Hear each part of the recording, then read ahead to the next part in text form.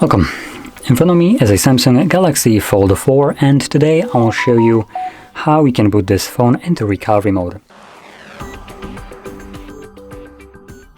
Now for this you will need a cable that you can plug into your computer. Mine is already connected, so I'm going to now plug it into the device. And from here, you want to turn off your phone, so either hold power key and volume down to get the boot menu, or pull down your notifications, extend it and press on the power button right here. Select power off, and once the device turns off, give it a moment. When it's plugged in, it will also then give us this kind of like charging indication, which we do, I think, need to see first. Next thing you will see is the percentage. Any moment now.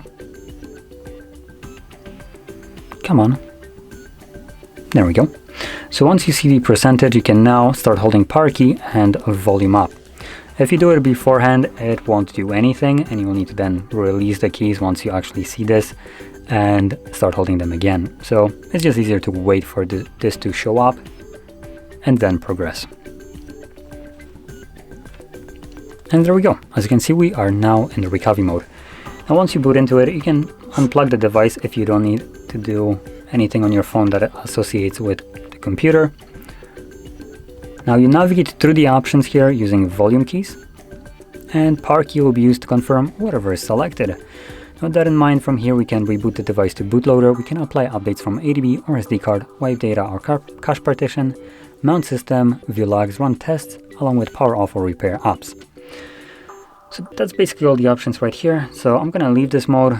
Now first option, reboot system now, is already selected, so I'm gonna confirm it, and this will take me back to Android.